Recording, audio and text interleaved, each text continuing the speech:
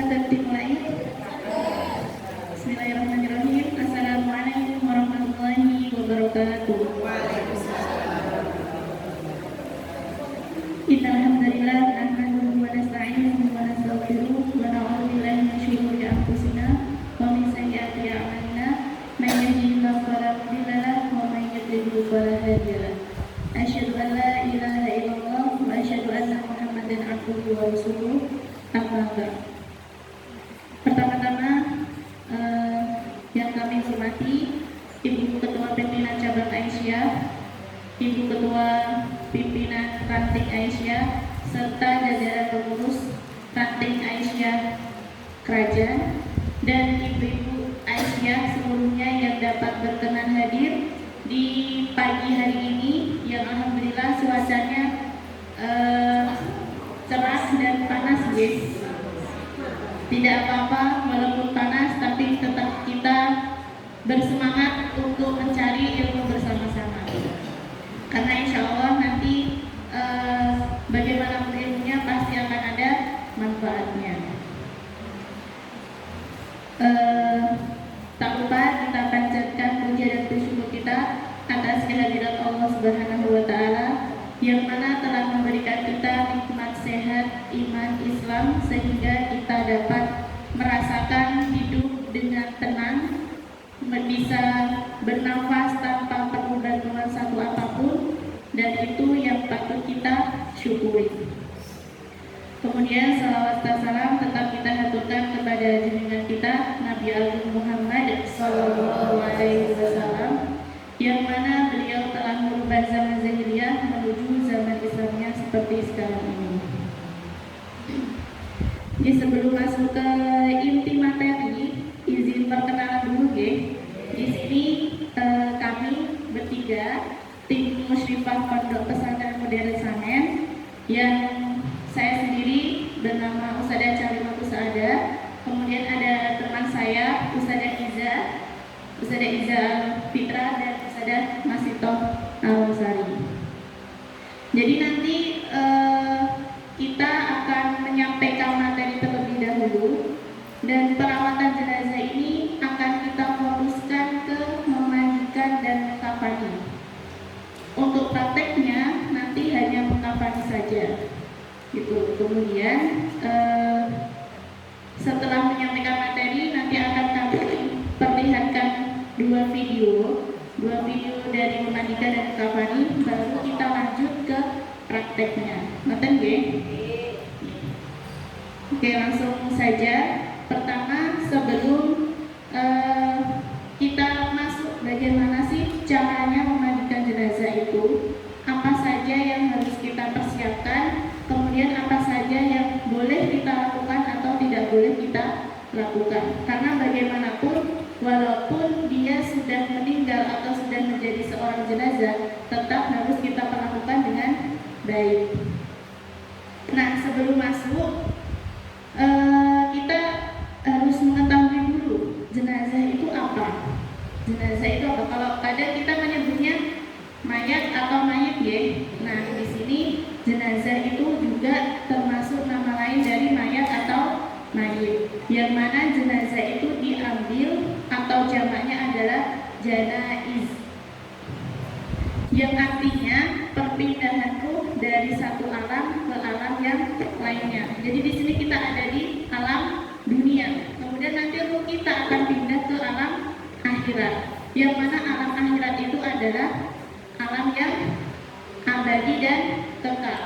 Karena kita di dunia ini hanya ibaratnya mampir minum mawar. Semuanya adalah tipan yang pasti akan kembali kepada Allah Subhanahu wa Ta'ala. Badan kita, pakaian kita, ini tangan kita, kemudian muka kita, kaki kita, semuanya itu adalah tipan. Maka harus kita jaga sebaik mungkin. Nah, kemudian hukum dari mengurusi jenazah. Mengurusi jenazah itu nanti ada memandikan yang pertama, kemudian yang kedua ada mengkafani, yang ketiga ada mensolatkan, dan yang keempat ada memakamkan jenazah. Nah, biasanya yang bisa dilakukan oleh perempuan itu adalah memandikan, mengkafani, dan mensolatkan. Untuk memakamkan itu nanti lebihnya ke laki-laki. Karena satu alasan juga perempuan itu lebih perasa. Jadi ditakutkan nanti ketika di pemakaman nangis histeris. Nah seperti itu. Jadi kita menjaga perempuan boleh di rumah saja, yang memakamkan adalah laki-laki. Itu dari 4 yang kita lakukan ketika mengungsi jenazah. Nah hukumnya adalah fardu kifayah. Fardu kifayah itu adalah dia wajib, akan tetapi kalau misalnya sudah ada yang melakukan 1 atau 2 orang, maka yang lainnya tidak perlu melakukan, tidak harus melakukan. Kewajibannya gugur. Jadi misalnya 1 RT, dalam 1 RT ada yang meninggal, kemudian sudah ada 3 orang yang mengurusi, maka yang lainnya ini kewajibannya gugur. Dia tidak akan mendapatkan dosa karena tidak mengikuti. Tapi kalau dalam 1 RT tersebut tidak ada sama sekali yang mengurusi, maka semuanya mendapatkan dosa. Nah ini arti dari fardu kifayah. Dia wajib, tapi ketika sudah ada yang melakukan, kewajiban di orang lainnya gugur. Kemudian selanjutnya, nah biasanya penyebab dari meninggal itu banyak deh. Ada yang sakit, ada yang kecelakaan, ada yang tidak apa-apa meninggal, ada yang sedang sholat, dan meninggal pun itu juga sebelumnya dia ngapain itu juga beda-beda. Yang mungkin tadi sakit, kemudian sedang sholat meninggal, atau sedang di dalam perjalanan meninggal, atau dalam keadaan sehat-sehat aja tidak ngapa-ngapain juga meninggal, karena memang sudah waktunya. Dan kita juga tidak tahu kapan kita dipanggil oleh Allah, kapan jatahnya kita ini, kapan kita tidak tahu. Maka dari itu kita harus selalu mempersiapkan diri. Sudah cukup belum bekal yang kita miliki untuk perjalanan di kehidupan yang kekal? Bekalnya berarti apa? Bekalnya amalan-amalan yang kita lakukan selama di dunia. Nah, misalnya kalau kita dalam keadaan sakit, yang mana sakitnya itu sudah ya parah gitu, sampai ada yang bertahun-tahun, kemudian sakitnya juga kok lama nggak sembuh-sembuh, maka ini ada beberapa hal yang harus tetap kita lakukan walaupun dalam keadaan sakit. Jadi kalau sakit itu tidak boleh putus asa. Udah nggak usah diperiksakan, nanti juga meninggal sendiri. Nah, jangan sampai kita berbicara seperti itu, karena kita tidak tahu kedepannya akan seperti apa. Nah, yang pertama adalah bersikap sabar. Mau diberikan ujian apapun itu, yang harus kita lakukan adalah sabar. Kuncinya sabar. Jadi tetap berikhtiar gimana caranya supaya sembuh. Sabar. Allah memberikan ujian, itu tandanya berarti insya Allah kita mampu. Kita mampu. Kemudian sebagaimana dalam dalil hadis yang berbunyi li'imril mu'minin inna akluhu kulahu khairun wa laysa dzaka li ahadin illa lil mu'minin in asabathu sarra'un syakara fakana khairan lahu wa in asabathu dharra'u sabara fakana khairan lahu. Yang artinya orang mukmin karena semua urusannya itu adalah baik, dan hal itu tidak terjadi pada seorang pun kecuali orang mukmin. Jika ia mendapatkan kesenangan, maka ia harus bersyukur. Maka itu hal yang baik baginya. Apabila ditimpa kesedihan, maka ia juga harus bersyukur. Jadi mau bersabar. Dalam keadaan apapun ya, kita senang berarti kita bersyukur. Kita ditimpa kesusahan berarti kita harus sabar, syukur dan sabar.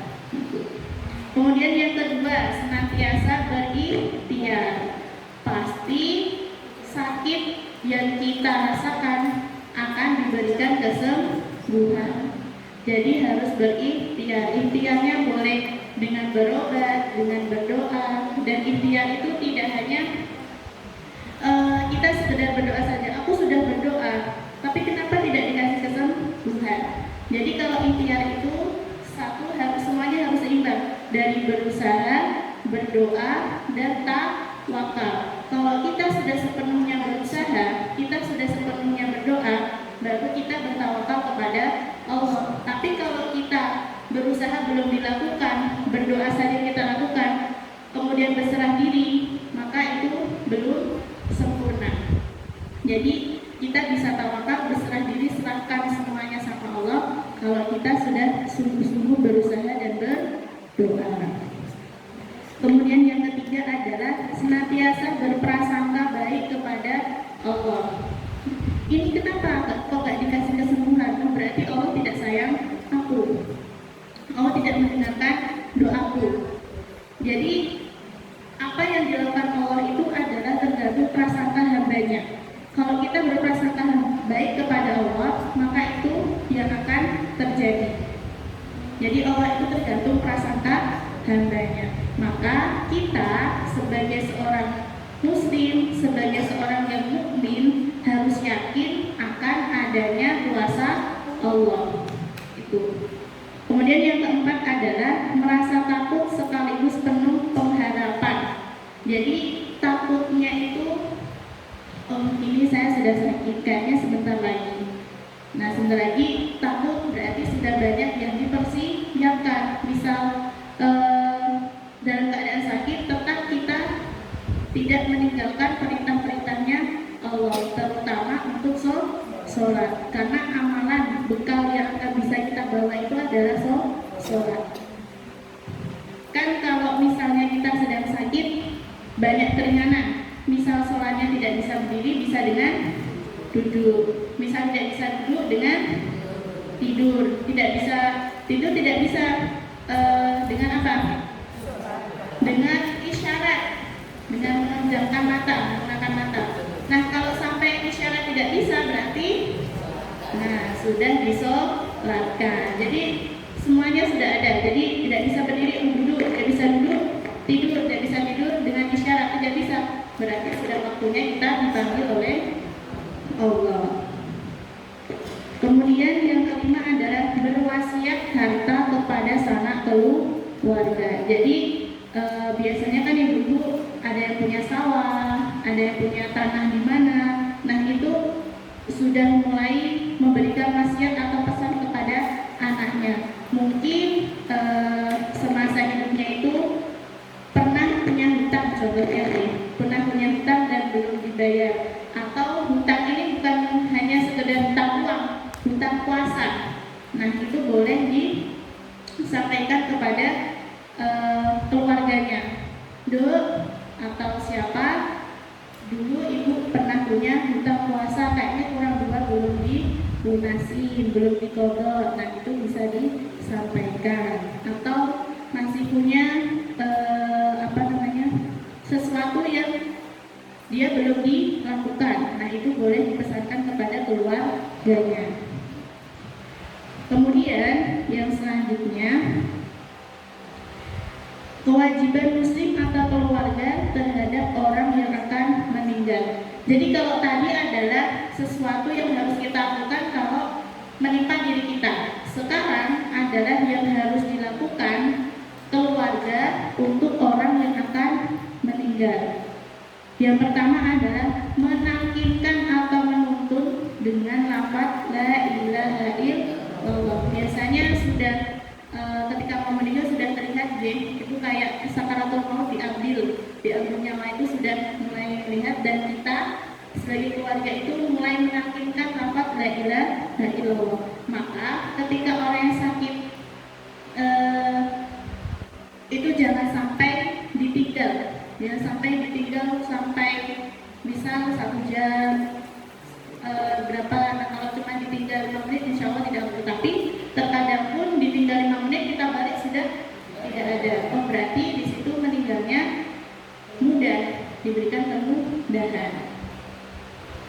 Yang kedua, menghadapkannya ke arah kiblat. Kemudian yang ketiga, mempersiapkan matanya dan mendoakannya setelah meninggal. Jadi misalnya yang sakit tadi sudah meninggal, kita harus segera memejamkan mata, mulut, dan mensedekapkan tangannya. Jadi jangan sampai berlama-lama, karena nanti kalau berlama-lama ditakutkannya sudah kaku. Kalau kaku itu nanti ditutup akan susah. Gitu. Jadi ketika sudah memang nyawanya sudah diambil, segera kita pelan-pelan menutupkan mata dan mulut, kemudian mensedekapkan tangannya. Itu G. Selanjutnya, menutupinya kain yang bagus. Jadi nggak yang masih ada lubang-lubangnya. Biasanya ditutupi, kalau kebiasaan masyarakat kita dengan jari, ya, dengan jari. Nah itu ditutup, ya, supaya tidak banyak dilihat oleh orang lain. Gitu. Tutupinya yang layak dan masih bagus. Tidak harus yang baru, yang penting dia masih layak dipakai. Kemudian selanjutnya adalah menyegerakan perawatannya. Jadi misalnya sudah meninggal, kita tidak boleh meninggal. Misal meninggalnya pagi, ya udah sore aja nanti kita baru pengurusannya. Nah itu jangan. Diusahakan ketika pagi segera, tidak usah berlama-lama. Misal dalam satu keluarga itu ada yang bisa memandikan, ada yang sudah bisa mengkafani, langsung kita segerakan. Kalau misalnya tidak ada, kita bisa, kalau di desa itu ada namanya moden untuk pengurusan jenazah. Nah itu boleh langsung ditampilkan. Dan apa yang dibutuhkan pun juga harus langsung disiapkan. Misal kalau memandikan, hal apa saja harus disiapkan segera. Jadi dalam satu keluarga itu insya Allah banyak, ada yang menyiapkan tempatnya, lain-lainnya. Nah itu. Kemudian yang selanjutnya, mengumumkan kepada kerabat dan teman-temannya. Biasanya kalau di sini ada ditulis namanya siapa, meninggalnya kapan, kemudian alamatnya, keluarganya siapa, nanti diumumkan di masjid.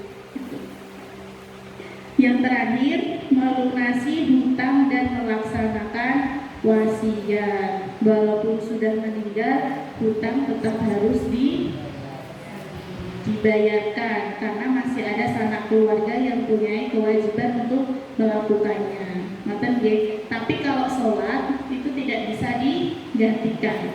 Kalau sholat tidak bisa, misal selama sakit kayak dulu kayaknya lupa belum sholat apa, nah itu tidak bisa digantikan. Jadi tetap misal kalau punya hutang puasa atau hutang uang, nah itu bisa digantikan. Sampai sini paham Bu? Sekarang kita masuk ke perawatannya, memandikan jenazah. Nah ini nanti ada hal-hal yang harus kita siapkan. Pertama yang harus kita siapkan adalah mempersiapkan air bersih dan suci. Jadi airnya harus bersih, ya air yang biasa kita gunakan untuk wudhu. Air bersih dan suci. Jadi biasanya itu nanti ada beberapa baskom, pakainya baskom atau ember boleh. Nah nanti di satu ember itu airnya dicampur dengan sabun. Satu. Jadi nanti ada beberapa ember, ya ada beberapa ember. Ada salah satu ember yang dicampur dengan sabun. Jadi misal ada 3 ember deh, ada 3 ember. Nah satu ember ini dicampur dengan sabun. Boleh terserah mau sabun apa. Dia tidak perlu sabunnya harus apa. Boleh terserah, yang penting sabun. Kemudian ember yang satunya lagi dicampur dengan kapur barus. Biasanya kapur barus yang sudah kita tumbuk. Nah itu dicampur. Kemudian yang satunya ada air bersih. Jadi tetap ada air bersih, ada air sabun dan air kapur barus tadi. Itu Nah disiapkan juga handuk disiapkan handuk niki. Dan yang paling utama disiapkan adalah tempatnya. Ini tempatnya itu harus lebih tinggi supaya aliran airnya itu bisa mengalir, bisa termengalir. Yang kedua, memandikan jenazah di tempat tertutup. Nah, tempat memandikan juga harus tertutup. Biasanya ditutupi dengan kain Bu. Di dalam ruangan juga tidak apa-apa. Biasanya kan ada yang di luar ruangan, di belakang rumah misalnya, tapi tetap harus ditutup. Jika dimandikan di tempat terbuka, maka harus memakai hijab atau penutup sehingga tidak bisa terlihat oleh orang yang tidak sedang memandikan jenazah. Karena tidak semua orang itu bisa masuk ke memandikan jenazah. Kemudian yang ketiga, orang yang memandikan jenazah diutamakan dari keluarga dekat. Dan jika tidak ada yang sanggup, diusahakan orang-orang yang memahami tata cara memandikan jenazah sesuai sunnah. Jadi, misal jenazahnya di situ adalah laki-laki, maka dari pihak keluarga dekat laki-laki yang memandikan. Kalau misal yang meninggal itu perempuan, maka dari keluarga dekat perempuan yang memandikan. Laki-laki mandikan laki-laki, perempuan mandikan perempuan. Untuk suami istri, jika memang tidak ada yang lainnya, diperbolehkan.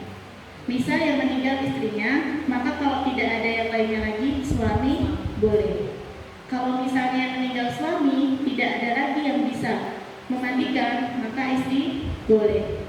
Yang penting tetap dalam satu mahram. Anaknya pun juga boleh, tapi syaratnya dia belum balik. Kalau sudah balik maka tidak boleh. Ngoten nggih. Ketentuannya itu. Jadi kalau laki-laki dengan laki-laki, perempuan dengan perempuan, dan harus dari keluarga yang dekat yang masih mahramnya. Nah, itu persiapan-persiapan yang harus kita lakukan. Sekarang masuk ke caranya. Yang pertama, pasti ketika kita melakukan suatu hal itu harus didasari dengan niat. Niatnya karena Allah, bukan karena yang lainnya. Kemudian menutupi jenazah dengan kain yang bagus. Kain yang bagus di sini layak, tidak rusuh ya, masih bersih, tidak banyak sobek-sobekannya gitu. Jadi masih yang bagus. Kemudian membersihkan kotorannya. Nah, di sini kan kalau sudah meninggal tidak bisa mengeluarkan kotorannya sendiri. Nah, kita bantu mengeluarkan kotoran dari perut. Tentunya tidak boleh terlalu menekan perutnya keras-keras. Jadi cukup ditekan gini aja. Amin gitu. Bisa membersihkan kotorannya. Tidak perlu kita sampai gitu, nggak perlu. Tapi kita tekan pelan-pelan aja supaya kotorannya bisa keluar.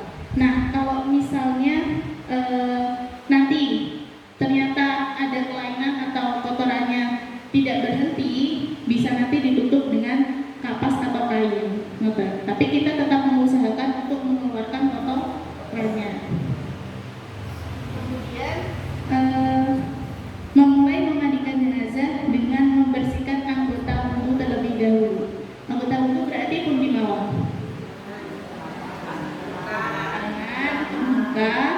Kemudian tangan dia dari sini sampai siku, kemudian ini telinga dan kaki. Nah, ini kita mendahulukan dulu anggota tubuh dan tentunya dimulai dari kanan. Jadi dari kanan terlebih dahulu. Ini dari atas kanan sampai bawah. Setelah selesai baru kiri dari atas sampai bawah. Untuk yang badannya ini terakhir nanti setelah anggota wudhu semuanya dilakukan gitu. Jadi anggota wudhu kan dari tangan sini nih, dari atas ini. Nah, untuk badan dalam-dalamnya ini nanti dilakukannya setelah anggota wudhu selesai. Kemudian membersihkan bagian punggung dengan memiringkan jenazahnya. Dan untuk memiringkan di sini tidak asal-asal jenazahnya dalam keadaan posisi gini.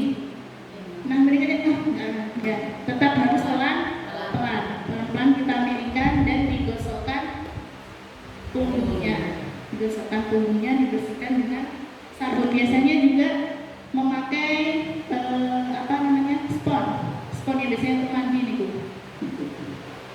Kemudian memandikan dengan bilangan gasal atau ganjil 3 atau 5 sesuai dengan kebutuhan.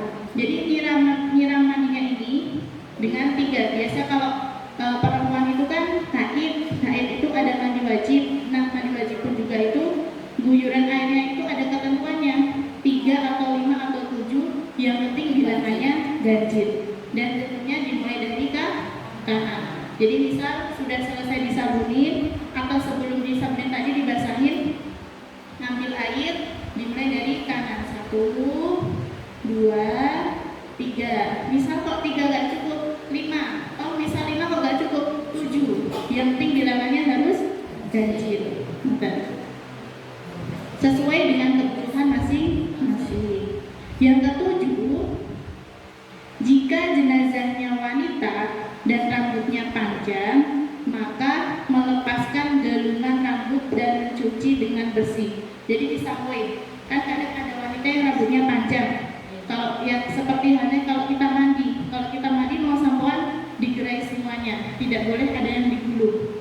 Jadi digerai semuanya, dicuci dengan bersih sampai ke sela-sela pangkal rambutnya, sampai kulit rambut. Dan pada bagian akhir memandikan atau siraman dengan menggunakan air yang sudah dicampur kapur barus. Nah, tadi kan yang pertama ada air bersih, air sabun, air kapur barus. Nah, air kapur barus ini digunakan di akhir setelah semua rangkaiannya selesai. Jadi digunakannya di akhir. Nah, yang terakhir setelah semua dilakukan dan sudah disiram dengan air yang dicampur kapur barus tadi, dikeringkan menggunakan handuk yang sudah disiapkan. Kalau misalnya tidak ada handuk dengan kain, yang penting dia bisa menyerap air yang ada di tubuh itu. Nah, karena tadi perempuan itu rambutnya panjang dan ketika mau mengkafani itu tidak digerai seperti yang tadi ketika mandi, harus di sini dikepangnya 3 pintal ya, seperti kita kepangan pada biasanya itu.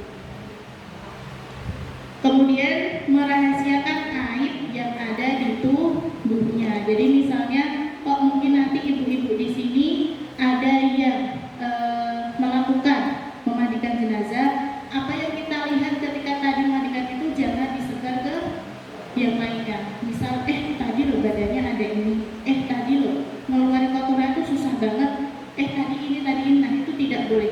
Apapun yang terjadi di pada jenazah ini, kita tidak boleh menceritakan ke orang lain. Boleh kalau misalnya baik itu pujian maupun air itu tidak boleh. Tapi kalau misalnya tadi wajahnya bersih, nah itu tidak apa-apa. Karena ada beberapa hal yang boleh dilakukan dan tidak boleh dilakukan, itu juga tidak boleh kita sebarkan ke orang lain. Kalau yang boleh dilakukan itu kan kita melihat wajahnya, orang lain itu boleh melihat wajahnya, tidak apa-apa. Nah, ketika kita mau menyampaikan ke orang lain, tadi ketika meninggal wajahnya berseri-seri, nah itu tidak apa-apa. Tapi kalau menyampaikan misal dia meninggal karena kecelakaan, tadi nampaknya banyak tadi ini ketika mandikan keluar ini itu tidak diperbolehkan. Terakhir, menutup jenazah dengan kain lalu diberikan di tempat yang telah disediakan untuk dikafani. Jadi setelah tadi selesai rangkaiannya semuanya sudah dikeringkan, kita tutup kembali dengan kain yang bersih.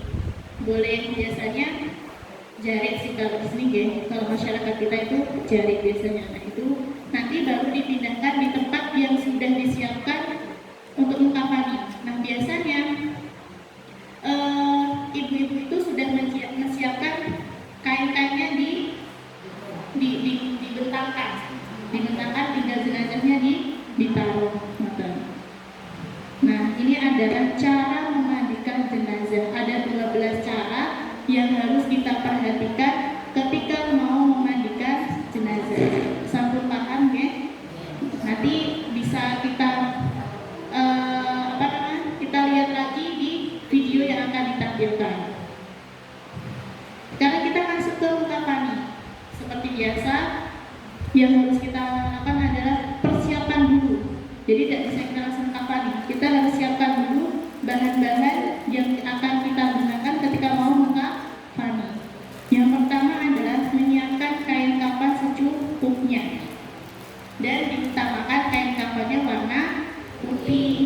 jadi nggak bisa mau bermotif. Dulu ibu keluarga aku besar maunya motifnya bunga-bunga. Ibuku suka warna pink, kayaknya warna pink aja ya. Nah itu boten saged, harus warnanya putih karena putih itu melambangkan suci. Kemudian yang kedua, kain kafan untuk laki-laki 3 lembar dan untuk perempuan 5 lembar. Bedanya nanti kalau di laki-laki itu ada 2 kain penutup besar, 2 kain penutup besar dan 1 kain basahan. Nah di sini untuk ukurannya sendiri itu disesuaikan dengan jenazahnya, besarnya berapa, kemudian tingginya berapa, itu disesuaikan dengan jenazahnya. Tapi syaratnya misalnya lebar jenazahnya itu 30, maka di ukuran kainnya nanti kita ambil 30 ditambah 3 kali lipatnya. Jadi misalnya gini, jenazah ini lebarnya 30, tapi berarti bukan kainnya kita motongnya 30, kita harus nyari 30, kita harus kali 3 kali 3 berarti 90. Nah lebar kainnya ini 90 gitu, jadi harus dikalikan 3. Jadi kalau misalnya lebarnya 10, berarti yang harus kita siapkan kainnya 30. Begitu pun seterusnya. Ngerti ya? Dan untuk tinggi, misal tingginya 150. Misal jenazah ini tingginya 150. Kain kafan yang kita siapkan bukan 150, tapi 150 ditambah 50 sampai 60 cm. Jadi yang harus kita siapkan, oh ini 150, berarti kain kafannya harus kita nyiapkan tambah 50 berarti 200. Karena apa? Karena nanti digunakan untuk ini pocongnya, pocong atas dan bawah. Nanti kalau kita paskan 150 nggak bisa dipocongkan dan masih ada yang terbuka. Ngerti ya? Kalau misalnya nanti untuk memotong-potong kain. Nah, itu tadi 3 sama kain basahan dan 2 kain besar. Tapi kalau perempuan ditambah baju kurung. Baju kurung itu nanti biasanya kain besar dan dilubangi tengahnya supaya bisa dimasukkan ke kepala. Nanti insya Allah akan kami perlihatkan contoh dari baju kurung. Kemudian yang terakhir adalah jilbab. Karena perempuan kita meninggal pun juga memakai jilbab atau kain tudung, pokoknya yang bisa menutupi kepala. Makan ya. Kemudian yang selanjutnya adalah menyiapkan tali pengikat secukupnya. Biasanya ini talinya boleh 5, boleh 7 sesuai kebutuhan. Karena tali di sini digunakan untuk supaya ketika sudah dilipat ini kayak kamarnya tadi, kalau tidak kita tali kita akan terbuka kembali. Maka harus ditali di sini supaya tidak ada aurat yang terbuka. Yang keempat adalah menyiapkan wangi-wangian seperti parfum, kapur barus atau yang lainnya. Tuh. Jadi biasanya ada yang pakai topi gitu. Pakai topi. Itu gunanya untuk apa? Ada yang tahu nggak tadi? Jadi karena yang bau supaya tidak menimbulkan bau yang tidak sedap dan juga supaya tidak ada hewan yang mendekat. Nah, itu tadi yang disiapkan ya. Ada 4 yang harus kita siapkan. Pewangian di sini tidak ditentukan harus yang seperti apa. Yang penting dia wangi. Kalau biasanya sih kebiasaan masyarakat cuma pakai kapur barus atau kayu cendana. Nah, ini kita masuk ke caranya. Di sini nanti ada 8 cara yang harus kita lakukan ketika mengkafani jenazah. Yang pertama, tentu kita harus berusaha supaya mengkafani dengan baik dan tidak boleh asal-asalan.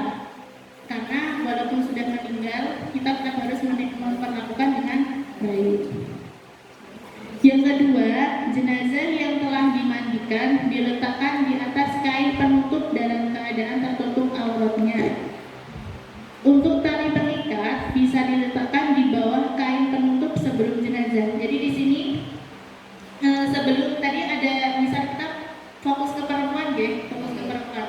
Ada 5 kain. Yang pertama 2 kain pengukur besar, kain basahan, baju kurung dan jilbab. Nah, untuk talinya ini boleh diletakkan di sebelum kain besar. Jadi kita mata talinya dulu 1, 2 sampai 7. Baru nanti diletakkan kain besar. Nah, itu boleh. Tapi misalnya talinya mau dilakukan nanti setelah mayatnya tertutup, tidak apa-apa.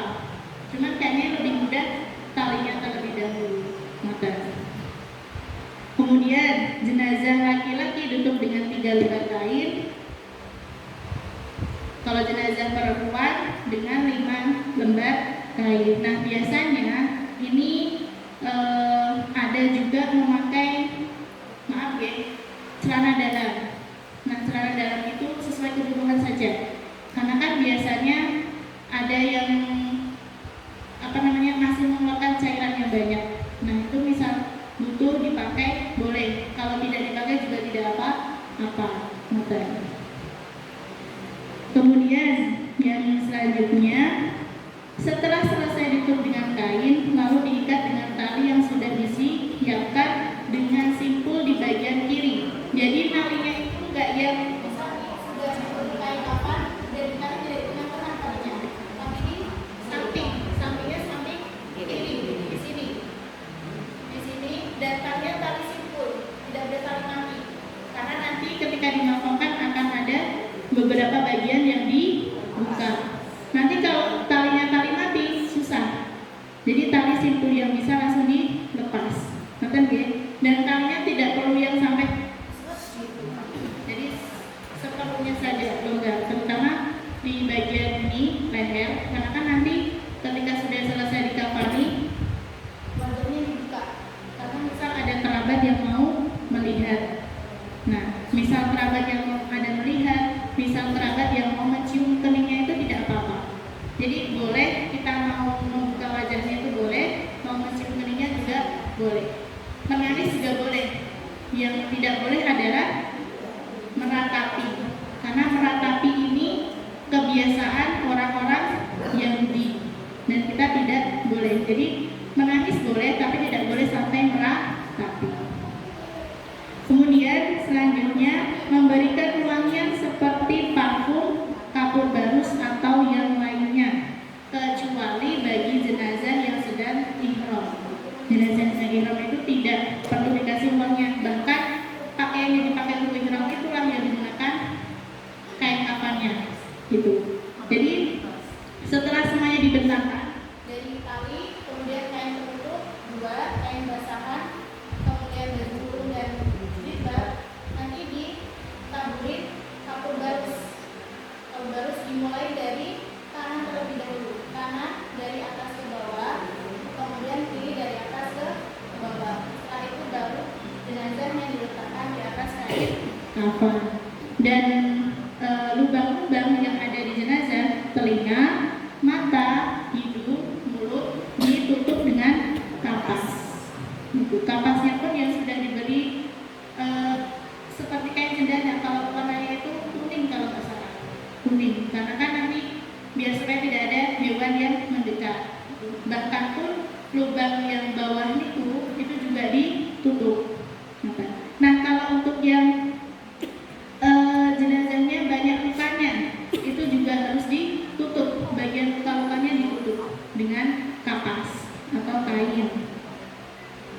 Kemudian terakhir, tidak berlebih-lebihan dalam mengkafani jenazah. Jadi nggak perlu, ini kayaknya dulu dia punya perhiasan banyak, dikasih, dibawakan, nggak perlu. Misal sudah talinya sudah kain kafan sudah terpasang, mau dikasih apa pernak-pernik tidak perlu. Secukupnya saja, kain kafannya secukupnya. Tidak perlu yang kain kafan, tidak perlu yang mahal-mahal juga. Secukupnya, yang penting kain tersebut bisa menutupi seluruh anggota tubuh jenazah. Dan terakhir kita harus mengecek masih ada nggak bagian-bagian yang terbuka. Misal masih ada, berarti kita rapikan, kita sempurnakan, kita tutup supaya bagian-bagian ini semuanya tidak ada yang terbuka. Ya, sampai sini paham? Sudah selesai. Sudah selesai karena kita memang fokusnya memandikan dan kafani untuk mensolatkan dan memakamkan. Nanti biar kalau mensolatkan kita bisa, kalau memakamkan itu nanti biar bapak-bapaknya mau. Ya. Mungkin itu saja. Niki mau kami lihatkan videonya ya.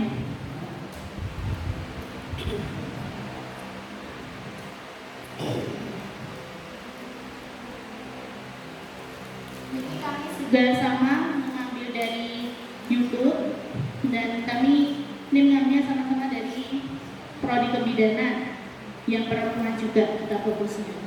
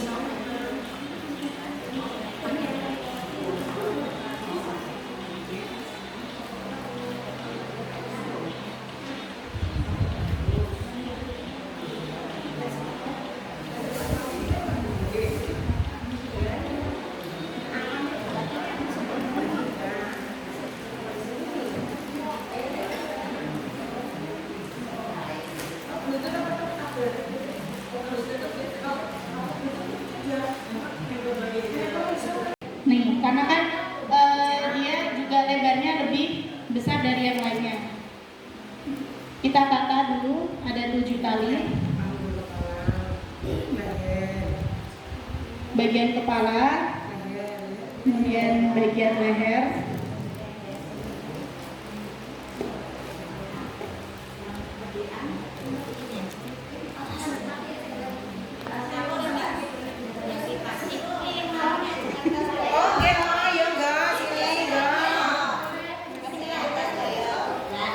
dia tangga niki ibunya mau bergeser-geser posisi nih, iki leher, iki tangan, kayak pinggul, kayak lutut, kayak dhuwur kaki, kayak iso kaki.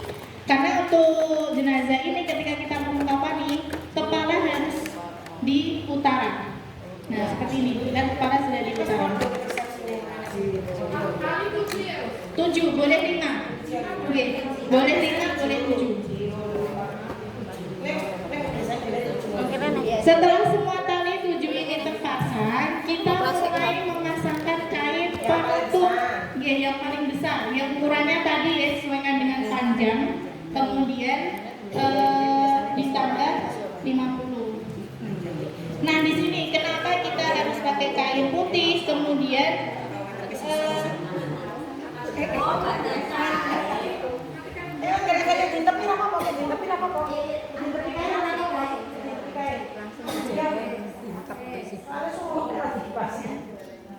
sebentar sih praktek.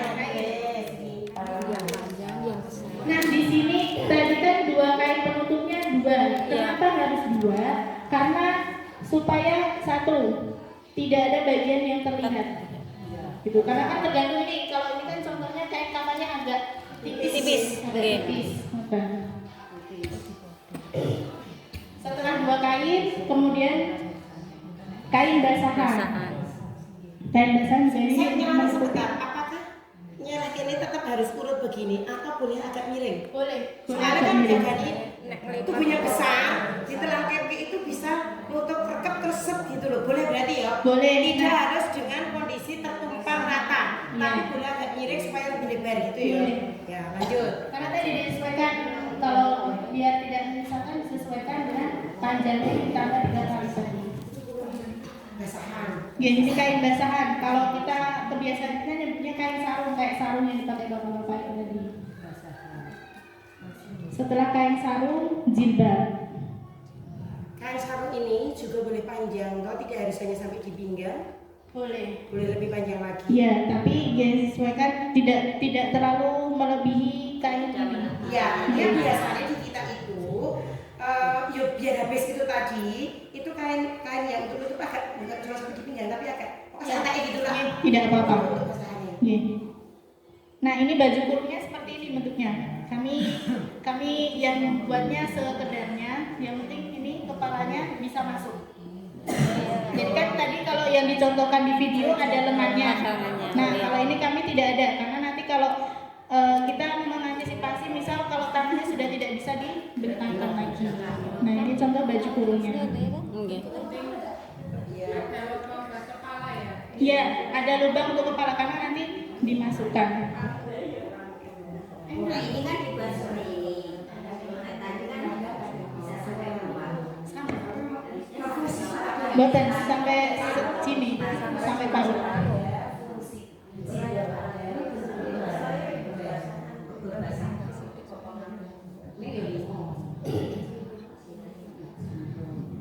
Nah, setelah semuanya terpasang, apa yang harus kita lakukan Bu tadi?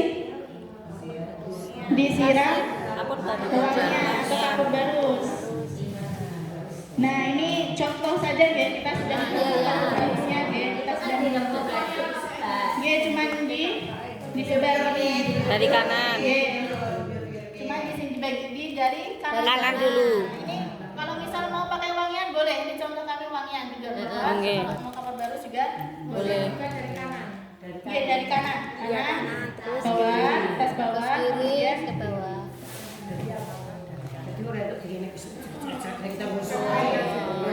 Ngawur. Udah ngawur saya ikut ngerti aku.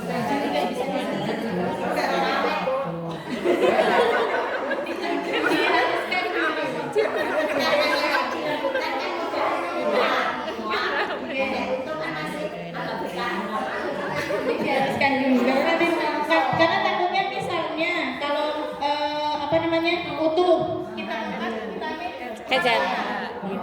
Iya. Nah, misalnya ini kalau ada celana dalam, celana dalam ditaruh di tengah-tengahnya. Tengah niki. Nah, kalau tadi kan ada Talinya. Kalau Oke. segitiga sini sudah cukup. Iya. Oke. Ini kami prakteknya dia coba pakai. Kita pakai celana dalam. Di sini. Nah, ini untuk mengangkat jenazah harus kita perhatikan juga. Misalnya kalau mengangkat jenazahnya misal satu saja. Nah, kalau yang mengangkat hanya satu orang, biasanya kan kalau anak itu satu orang bisa diangkatnya, tangannya itu posisi di atas ini, pantat sini, dan di bawah sini. Oh iya. Oke. Kepala ada besar. Kalau misalnya Satu orang loh. Cuma satu orang. ini contohnya anak. Nah, kalau misalnya 2 orang dewasa seperti ini, ngangkatnya tetap tangannya harus Seloroke. kepala tidak usah. Nah, ini derajat sini sampai ke atas. Pinggul. Ini di pinggul. Nah, yang sini Nggih. di tangannya ini. Oh iya. Oke, ini kalau Dewasa. misalnya kalau cuma ada 2 orang. Cuman 2 orang misal. Sini. Kalau Iki dimisalkan. posisinya kalau 2 seperti ini. Kalau 3 yang satu di sini. Yang urutan di sini semuanya. Jadi yang satunya di sini. Kalau 3 satunya di sini, ngangkat di bagian Panggul.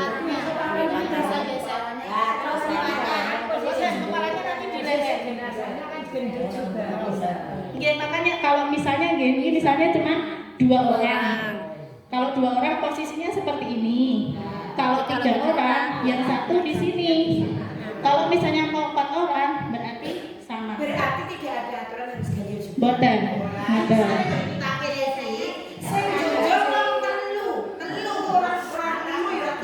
Iya, satu wong papat ya itu.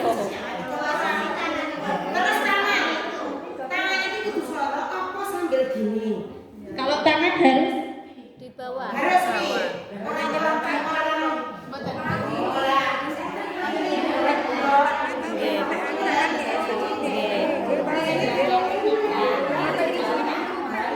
kalau 3, yang satu di pantat.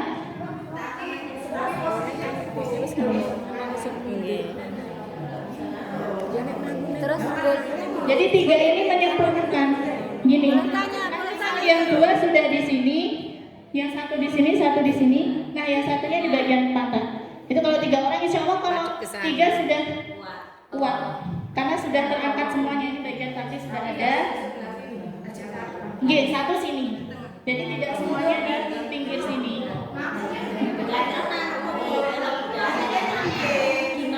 Nah, sekarang coba urus meletakkan.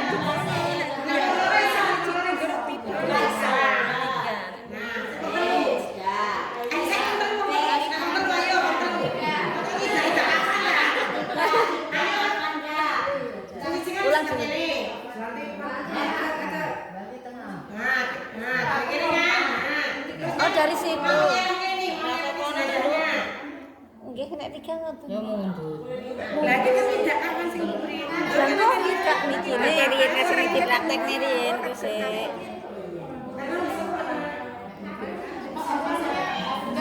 Nah, ini kita kembali ke biasanya kalau mau kafani jenazah tidak di bawah kembali. Iya, Ada meja. di meja.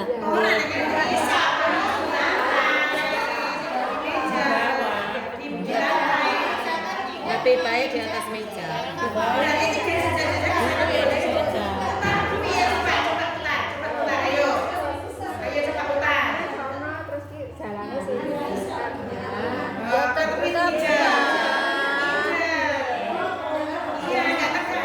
Tidak terlalu injak di tengah-tengahnya gini.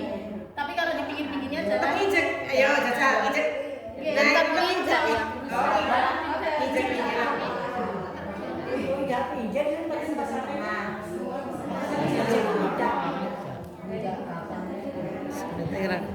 Terus maksudnya saya junjung niki nek putri tetap putri sebentar. Iya. Jadi tidak ada ketentuan juga tidak boleh menginjak. Kami tapi mengusahakan apa ya? Ketika mengangkat itu misal gini, ini kayak kafannya berjalan di tengah-tengah gini, ya kayak tadi aja gini. Ini karena kan kebetulan juga orangnya panjang. Biasanya basah, kotor dan sebagainya. Dan misalnya kita kan basah Kayak namanya nanti kenapa kok? Biasanya gitu. Pasti di tanah. Karena makan masih Dari ini apa mandiin? Kan biasanya kalau di sini misal mandikannya di luar gini gitu. Yang akan kan di luar. Terus yang masuk ke dalam itu juga yang mandikan. Terus di dasar juga.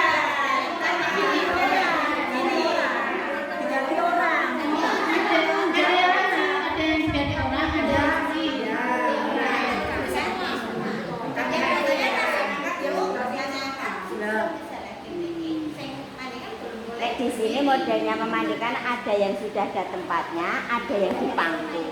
Iya, biasanya ada yang di panggung. Nah, untuk hadisnya yang boleh menginjak atau tidak dan harus seperti apa, itu tidak ada hadisnya, hanya ibaratnya gini, adabnya aja. Hanya adabnya saja. Bagusnya ini diinjak boleh apa tidak? Karena kan kalau misalnya basah, diinjak otomatis basah. Berarti kita ambil ganti orang mawon. Ya. Kalau hadisnya tidak ada, tapi kembali ke adabnya. Kalau yang yang angkat 3 ini 11 1 11 2 tadi ada aturannya. Boten, tidak ada aturan. Tapi sebaiknya karena kan kalau misal di sini semua nanti akan kayak sep-sep gitu loh. Iya, tapi Karena kalau di sini tuh yang ketiga ini menyempurnakan. Boten. Oke, karena kalau misalnya sini 1, 2, 3 Nek Mbak, nek ndak ada ketentuan mbok nyoba bertiga itu derajat lebih enak apa enggak daripada nanti apa kalau apa bertiga yang 2 yang 1 di sini kan akhirnya agak repot. kan gini nggih. Lebih enak nyelek Iya, nggih. oh, nek Terus derajat. kata Ustaz lebih bagusnya ada jampe karena Untuk menyangga biar enggak. Berarti lebih apa? Lebih ini ada yang di kanan gitu. misal gini, misal kalau kita angkat tiga-tiganya di sini mau naruh takutnya guling. Karena kan nanti kalau ada yang di sana bisa menahan yang bagian sana. Noten. kalau soalnya kalau di sini bedanya nggak cuma ini tapi ini. Ya satu bolehkah itu? Kan tangannya gini tuh. Semalam juga kami kan sebelum ini praktek dulu. Nah kami juga awalnya seperti ini. Tapi alhamdulillahnya sudah diluruskan sama Ustaz Saifuddin mengangkatnya Jadi gini. model. Kalau misalnya iya. Wah, hilang tuh. Makanya kenapa tadi saya tanya kaitannya dengan wajib dan sunnah itu artinya pada saat itu sunnah itu kita laksanakan kan kita dapat pahala. Tapi kemudian kalau disesuaikan dengan kondisi lokal, kan misalkan kondisi lokal seperti dengan tujuan tadi biar orang limpang. Padahal dengan ini tuh tujuannya biar tidak limpang dan kita nyalakannya juga lebih penak. Itu tujuan. Kalau sama-sama dari tujuannya itu berarti kan sempurnakannya jadi.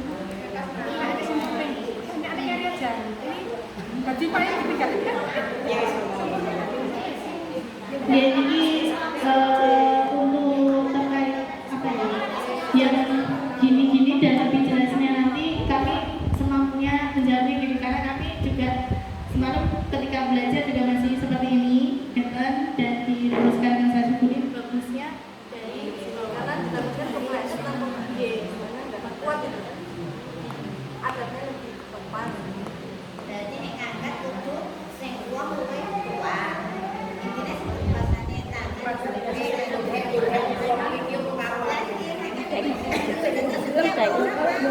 Nah, benar.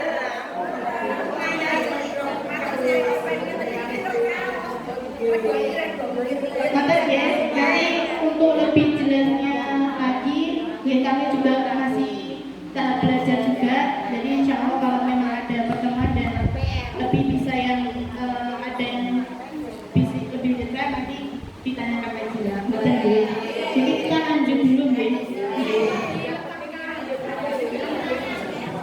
nah ini setelah diletakkan kita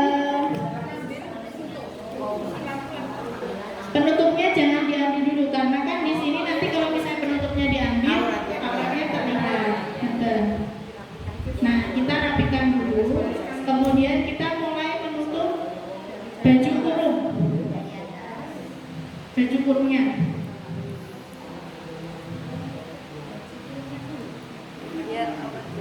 biar aurat atasnya. Nah ini pun juga ketika melepas kain yang ditutup tadi tidak boleh langsung dilepas semuanya, bertahap. Nah kalau untuk muka kelihatan tidak apa-apa ya, karena kan tadi muka termasuk boleh yang terlihat. Nah sekarang setelah baju kurung kain basahannya. Ini Oh iya, celana dalam dulu. Ya.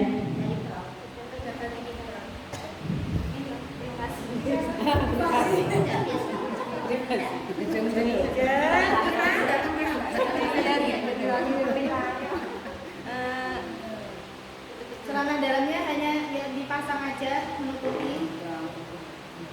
oh gitu. Nah, Boleh ya gede deh semua. Uang kayak setelah celana dalamnya selesai, sekarang ke kain basahan tadi dari kanan ke kiri. Kain yang penutup tadi mulai pelan-pelan dilepaskan, dan lepasnya nggak boleh langsung ditarik, ya. Nggak boleh langsung ditarik, pelan-pelan supaya tidak ada bagian yang terlihat. Dari kanan ke kiri.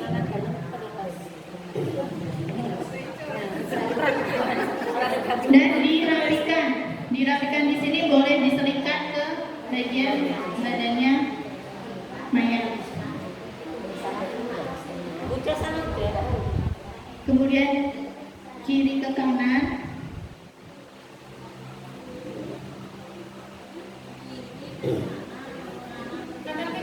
Tadi sudah kiri, sekarang kiri ke kanan. Terus dari kanan. Setelah sudah selesai kain basahannya, sekarang pasang jilbab. Nah, ini jilbab kita menggunakan segitiga biasa, ya. Tidak perlu dijarum atau diteliti, tinggal diikat. Nah, tadi tidak usah dikasih bros, tidak perlu, ya. Tidak perlu. Nah, sudah selesai.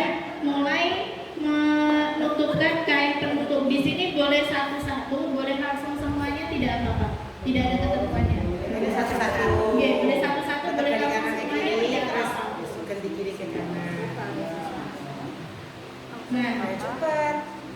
nah ini ya, ini ukurannya kurang lebar. Ruangannya udah ya, tadi kurang miring. Mukanya gimana biar kelihatan? Iya. Oh, begini. Kurang indah.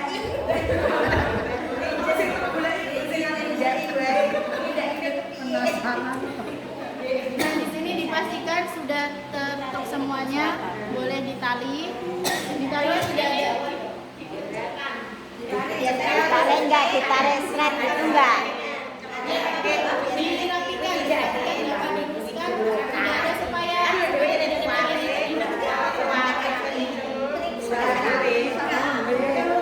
Kiri ya. Nah, untuk talinya di bagian kiri dan harus simpul, nggak boleh tali mati. Bawah leher apa pas leher?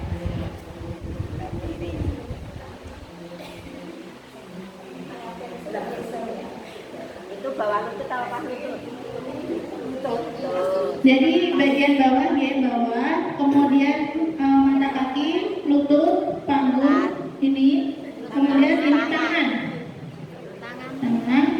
Nah, untuk yang leher ini, leher tidak ditali terlalu set, karena apa? Fungsinya untuk membuka wajah ini. Nah, ini wajahnya bisa dilihat.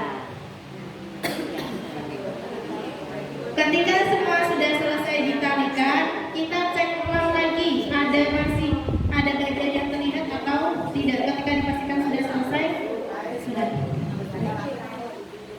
Ya, ini adalah rangkaian cara mengkafani jenazah. Ini kain penutup lagi. Nah, setelah selesai ini, semua dikafani, ditutup dengan kain lagi. Biasanya kain yang jelas. Jaring, ya. Kalau kebiasaan masyarakat kita pakainya jaring. Kalau ada yang gelap dan tidak aktif, Sekarang menyolat. nah ini sudah selesai. Ya, sudah selesai. Tinggal kita sholatkan.